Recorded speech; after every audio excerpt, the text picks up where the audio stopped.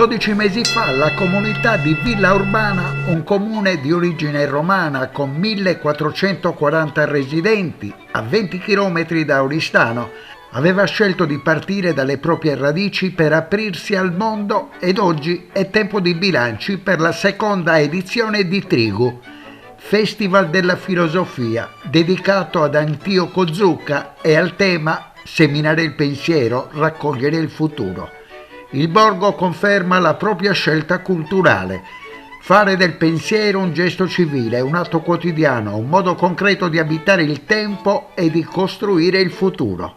Sì, un festival che serve per imparare a conoscerci meglio, a riflettere, per dare nuove prospettive ai giovani, per parlare di tematiche importanti come la legalità, come l'ambiente, come il pensiero, ovviamente, che serve per costruire nuovi legami, nuove comunità che devono essere pronte a percepire e a combattere quelle che sono poi le evoluzioni del futuro. Le società moderne hanno una velocità che non ci consente di ragionare, di riflettere, di cogliere i dettagli della nostra esistenza. Fermarsi a pensare dà un motivo in più per vivere, cioè dà quella sensazione di poter conoscere qualcosa che fino ad oggi non si è avuto il tempo di osservare e di scoprire. Quindi ci fermiamo tutti insieme a riflettere per cogliere quello che in questo percorso di vita accelerato non riusciamo a cogliere.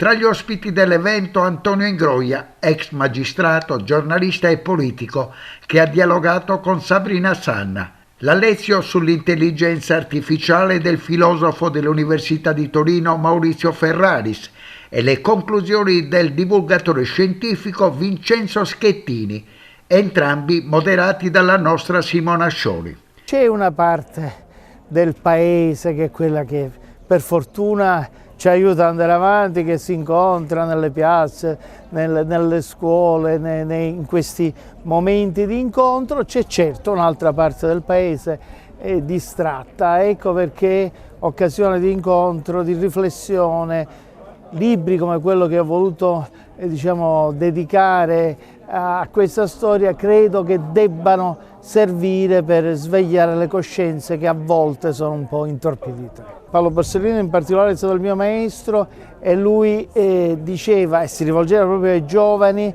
che stare con la legalità significa essere liberi. Lo chiamava lui il fresco profumo della libertà contro il puzzo del compromesso morale e degli accomodamenti con i poteri criminali. Ecco,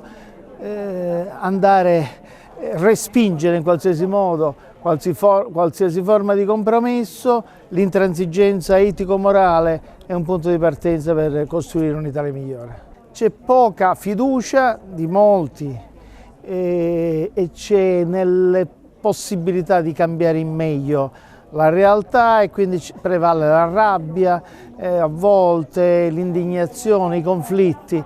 Ecco, i messaggi, i modelli che uomini come Falcone e Borsellino hanno dato, quali sono stati? L'esatto opposto. Niente violenza, amore, pace e impegno per il prossimo e per la comunità. A quello dovremmo ispirarci. Le regole sono importanti, bisogna insegnarle, però accanto alle regole c'è la testimonianza, c'è l'esempio. I ragazzi di oggi, lo sperimentiamo tutti i giorni come insegnanti, hanno bisogno certo di regole definite, ma anche di modelli da seguire. Questo è molto importante. Le regole da sole non servono a niente, perché poi ci vuole la scelta, ci vuole il coraggio, ci vogliono gli strumenti per poter rispettare le regole. Bisogna prima dare quelli. Dovremmo essere più coraggiosi noi adulti. I ragazzi hanno tante risorse e dovremmo cercare forse anche di ascoltare di più i loro bisogni e le loro richieste. Quindi secondo me manca l'ascolto e manca anche la nostra capacità di individuare le loro risorse, le loro richieste. Quindi dobbiamo essere più coraggiosi noi adulti, perché i giovani lo sono, hanno voglia di costruire un mondo più giusto. L'intelligenza artificiale è in fondo la manifestazione, la rivelazione di qualcosa che avevamo sempre saputo. Sono importanti i documenti, perché i documenti tengono traccia di quello che noi siamo, di quello che stiamo facendo, per inciso quello che stiamo facendo in questo preciso momento, e fare un documento di qualcosa. Perché? Non lo so, sicuramente per attestare il fatto che c'è stato un evento e che qualcosa è successo.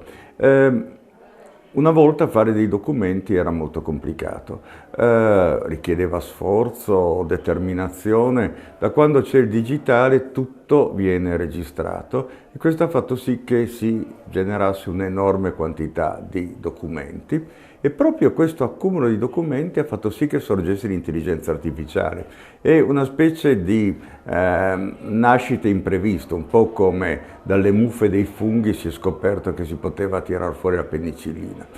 Nel senso che l'intelligenza artificiale, così come era stata pensata da Turing nella metà del Novecento, quando ha fatto la prima macchina universale, doveva essere qualcosa di progettata dall'alto che poi eseguiva dei principi. Invece è successo esattamente il contrario. Ci siamo trovati ad avere una gigantesca quantità di documenti e di colpo si è scoperto che usando statisticamente quei documenti potevamo avere una forma di intelligenza.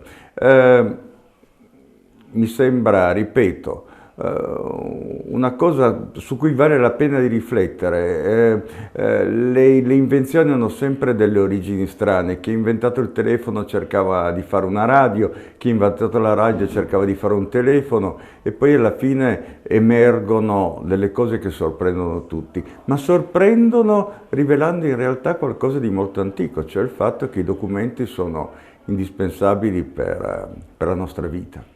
Siamo in un mondo che ci vuole capaci di vederla bene questa complessità per difenderci dalla complessità stessa. Si fa quindi partendo dalle basi, dagli inizi, dai maestri, da quelli delle scuole elementari, da quelli del conservatorio, che insegnano attraverso il gioco. Il gioco che cos'è? L'uso delle mani. L'uso delle mani vuol dire diventare artigiani della conoscenza, perché l'artigiano fa quello. E questo è una cosa che dobbiamo assolutamente recuperare. Ci sono maestri che mi fermano e mi dicono: prof, faccio i tuoi esperimenti in classe. Perfetto, è la direzione giusta. Gli errori sono un percorso necessario, come abbiamo detto durante l'incontro. Oggi abbiamo parlato di attrito. L'attrito è una forza che si oppone al moto. Se un corpo si muove, questo telefono passa attraverso l'aria e l'attrito viscoso lo frena. Non ce ne stiamo accorgendo, se lo fai in acqua si vede che lo frena.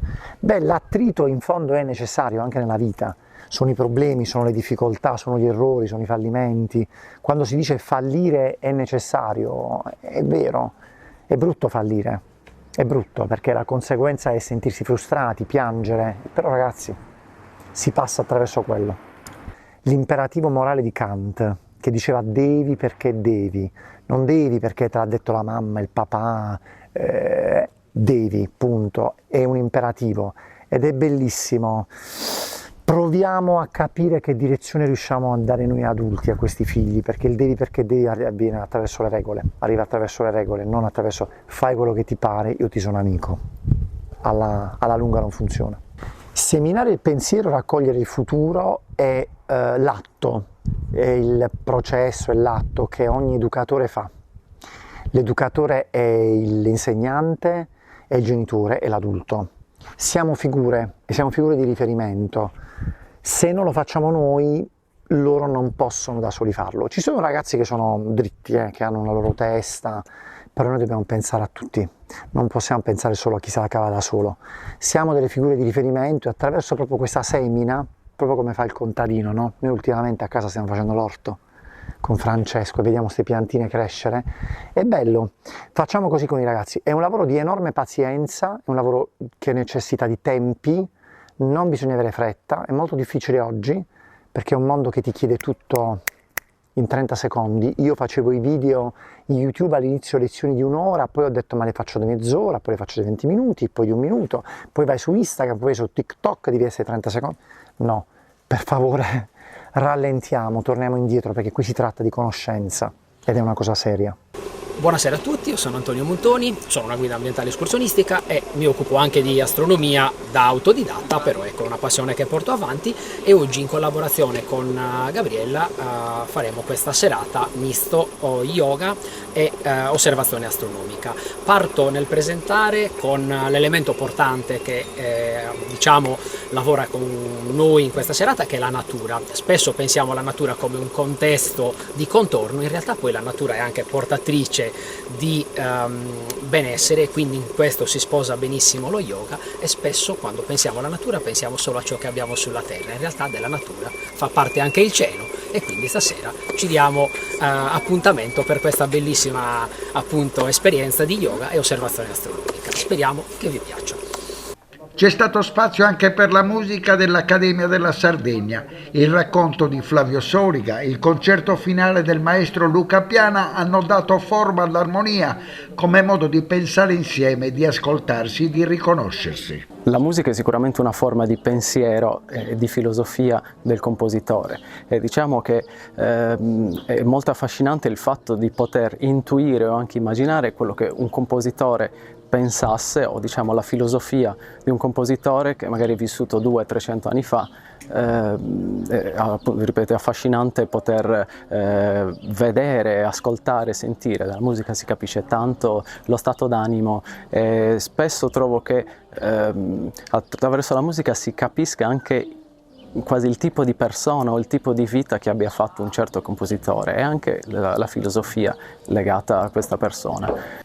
Trigu si è confermato così come un'unica grande narrazione, un borgo che sceglie di seminare pensiero per raccogliere futuro, una comunità che riconosce che ogni gesto, ogni parola, ogni relazione possono diventare semi di conoscenza e di civiltà. Un festival che non celebra la filosofia come disciplina astratta, ma la pratica come educazione civile, come invito a partecipare, a interrogare il presente, a costruire insieme un orizzonte più giusto.